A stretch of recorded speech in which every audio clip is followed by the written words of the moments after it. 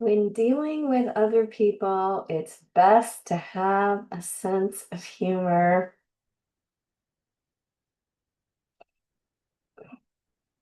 There's a long history of mental illness on my mother's side of the family. And when people who suffer from mental illness don't take their medication or refuse to acknowledge that they're mentally ill, they can engage in some pretty extreme behaviors and they're repetitive. So at some point, to survive it all, you really do have to have a sense of humor. You just have to. There's no other way to survive it. What's been intriguing to me is to see that as the gaming addict goes further and further into addiction, they take on the characteristics of mental illness. They look like they're mentally ill. In fact, you'll get multiple diagnoses, which invariably will peel off if they stop the nonsense, but they become delusional. So, I'm sure many of you have had this experience where the person is not sleeping and you enter their room and they're not really asleep and not really awake, and they think you're a character in their game. They're not only delusional, they're including you in their delusions. I've had an individual say, "Why are you hitting me? Stop attacking me." And I was across the room, the lights were on, and they were asleep. They were dreaming about the game. They were just sitting in their bed with their eyes open. So there's a sadness and a sorrow to see someone you dearly love in this state or condition and know they're doing it to themselves, and know that there's probably other underlying issues to it. Everybody's got their own complicated clinical picture, but at some point you have to go, all right, it's gone so far. I mean, yeah, I was the bad guy in the scripted scenario of the addict's life, and now I'm like some supercharged monster in there, delusional thinking, and you've got to see the humor in it. You just have to. We make a choice to laugh or to cry. The choice is yours. July 23rd. A miraculous change can come about because of my commitment to the Al-Anon program. I have discovered that I have a sense of humor. When I came to these rooms, I never cracked a smile, resented anyone who did. I couldn't understand all the laughter during the meetings. I didn't hear anything funny. Life was tragic and serious.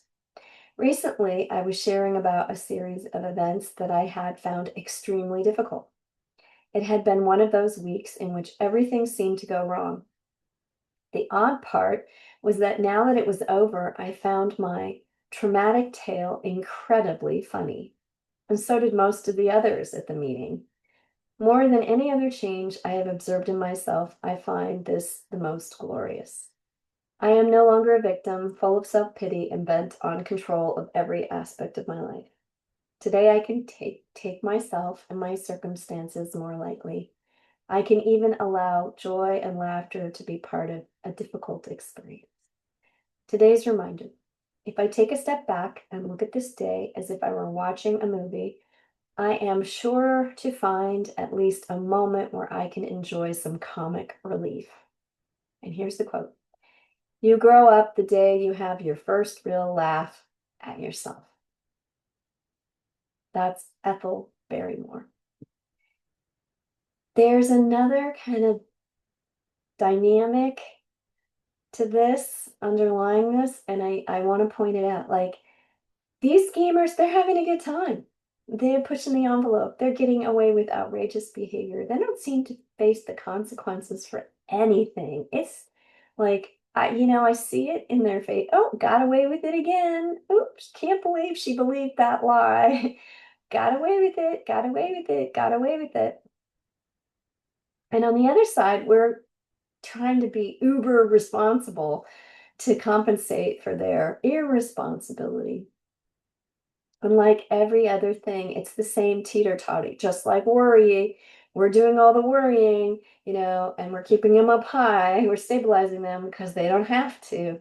So when you begin to find humor, when you get a hold of yourself and get outside of the constant worry and crisis mode, when you can laugh again, that shifts the dynamic too. It changes it in some pretty powerful ways. So make sure that you do whatever you need to maintain your sense of humor. Being in a group and hearing other people's stories, oh, I mean, they're so outrageous that you have to laugh. And then it takes away the sense of isolation of, yeah, he was up for 7 days in a row and, and this happened. And then the kids were sick and my oldest had a temper tantrum and got expelled from school. And, just the craziness of everything when you're in a group and there's some sharing of experiences. Certainly there's camaraderie, but it takes away the sense of like the world's against you. And you can actually come to a healthier perspective about what's actually going on. You can take it, there's certain things to be taken seriously, and there's other things that you need to let go of. So laughter in the face of stress and crises as long as is can be helpful. And like everything else, it's complicated. You don't want to minimize something. There's a cancer diagnosis. You don't start laughing. But when there's just crazy, unpredictable behavior, it's just so far out of bounds. You got to find some humor in it. You just gotta. Blessings on your day.